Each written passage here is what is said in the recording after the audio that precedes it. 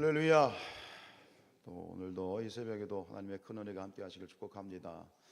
우리 역대상 앞에 3장에서는 이제 성전의 큰 틀, 성전의 벽이라든가 큰 외형, 틀에 대한 소개를 했다면, 오늘 이제 이 4장에서는 구체적으로 그 성전 안에 들어가는 그런 성전 기구들에 대한 그런 설명을 하고 있는데요. 크게 보면 1절에서 6절까지는 이제 성전 뜰에 위치하는 그러한 놋바다, 그리고 물두멍, 번제단에 대해서 가장 먼저 나오죠. 에 대해 얘기하고, 그 다음에 7, 8절은 이제 성소 안에, 그렇죠? 이 뜰, 그 다음에 성소, 지성소잖아요.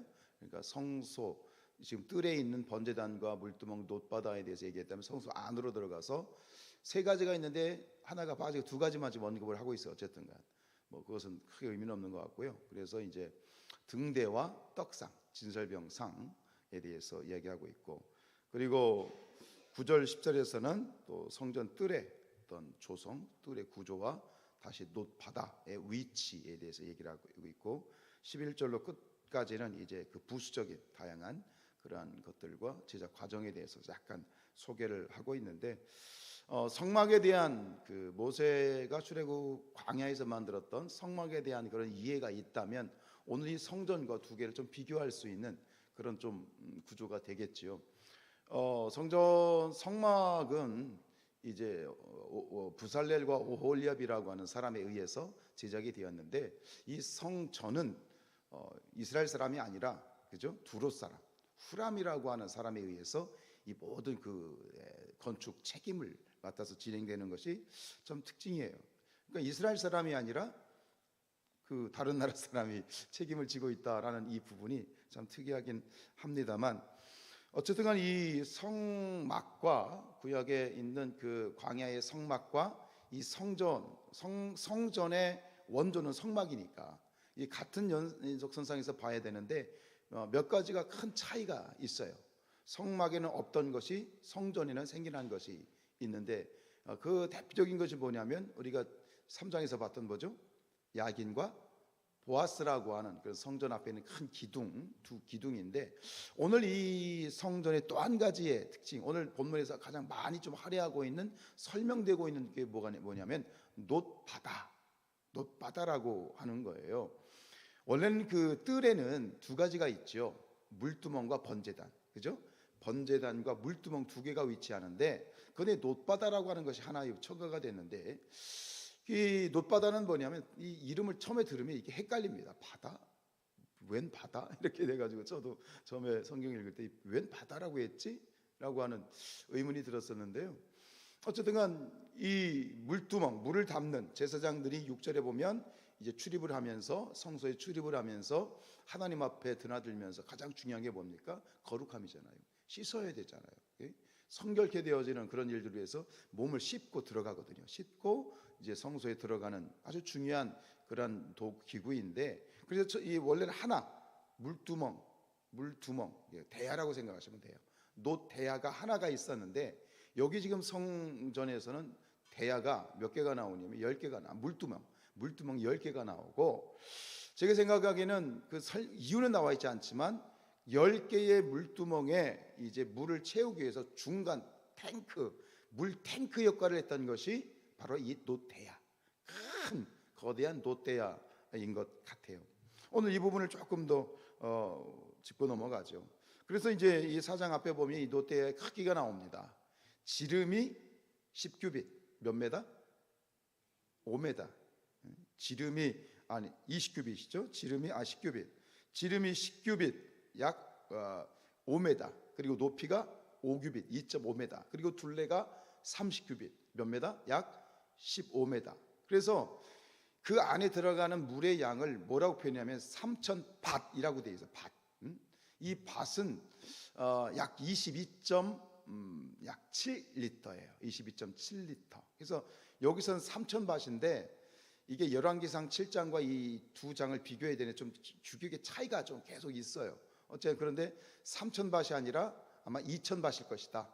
열왕기상 7장에 나와 있는 2,000밭일 것이라고 학자들이 얘기해요. 왜냐하면 그 사이즈로 말할 때 이게 뭐 지름이 10m고 5m고 높이가 2.5m고 둘레가 15m면은 딱 들어갈 양이 3,000밭은 안 들어간다. 그래서 이제 학자들이 얘기하는 건 2,000밭, 22.7리터를 계산하면 얼마냐면 45,420리터, 45,420리터가 들어가는 그것이 이 놋바다죠.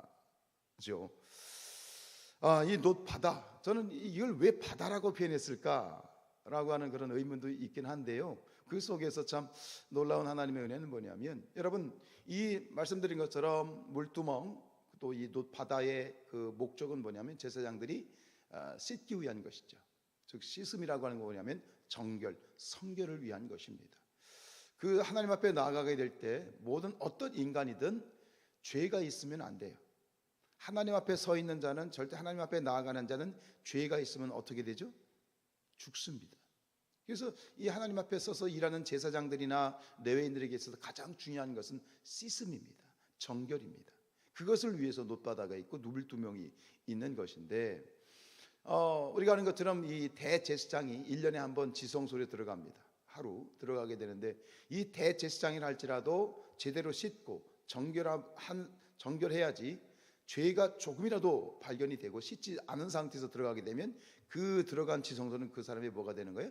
무덤이 돼. 송장으로 들어갔다가 산채로 들어갔다가 송장으로 나올 수밖에 없는 그거예요.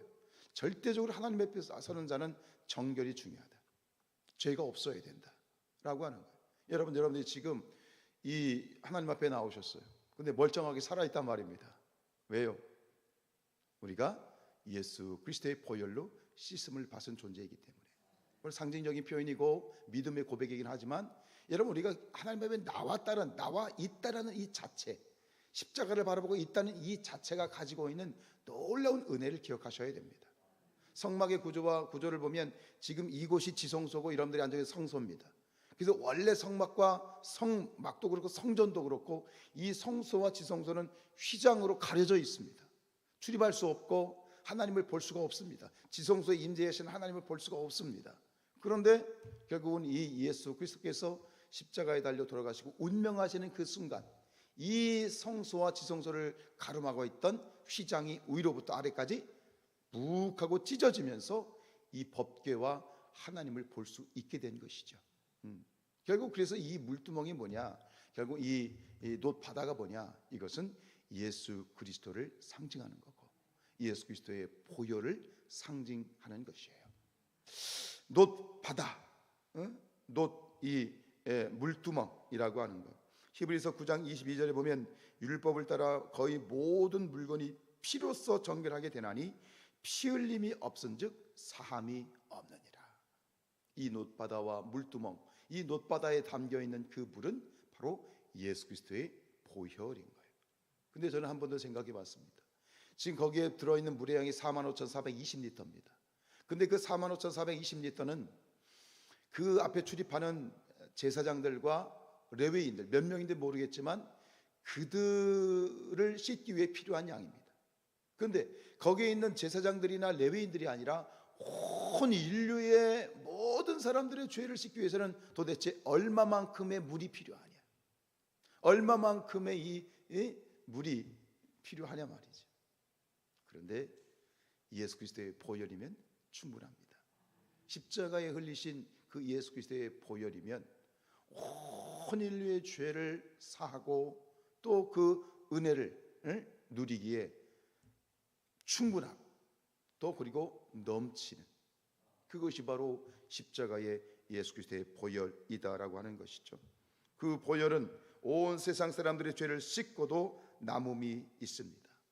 예수께서 우리에게 주시는 속죄의 은총에는 제한이 없고 구원받지 못할 사람이 없다. 주의 이름을 부르는 자는 구원을 얻으리라. 근데 여기 무슨 말이 들어가야 되냐면 주의 이름을 부르는 모든 자는 구원을 얻으리라. 주님의 십자가의 보혈의 은혜, 그 십자가의 보혈의 구속의 은총에는 제한이 없고 풍성하고 더 남음이 있고 넘치는 줄로 믿습니다. 그래서 저는 생각해 봤어요. 주님의 은혜가, 그 은혜가, 그 예수 그리스도의 보혈의 은혜가 강같이 흐르고 흘러 결국 뭘 이루는 거예요? 바다를 이루는 거잖아요. 그 강같이 흐르고 강이 흘러 결국은 어디에 보이는 거예요? 바다에 보이잖아. 야, 바다. 결국 바다가 그게 그런 의미. 이건 제 주관적인 해석이긴 합니다만 결국은 예수 그리스도의 그 은혜, 그 보혈, 십자가의 보혈의 은혜가 흐르고 넘치고 흘러 결국 그 은혜는 바다를 이루는구나 하는 마음이 있어요. 여러분, 주님의 은혜는, 주님의 사랑은, 주님의 그 구원의 대속의 은총은 부족함이 없어. 바다와 같은 그 은혜인데 그 은혜를, 그 넘치고 정말 풍성한 그 은혜를 우리만 누려서야 되겠습니까? 온 세상이 그 은혜 안에 머물러야 되겠습니다. 그 바다 같은 주님의 은총과 은혜 안에 있어야 되겠습니다. 그것을 위해 기도하고 함께 또 간구할 수 있는, 또 그 안에 누릴 수 있는 더 큰 풍성한 은혜를 날마다 새벽마다 시간마다 때마다 누리며 나아가는 그런 저와 여러분들 될 수 있기를 주님의 이름으로 축복합니다.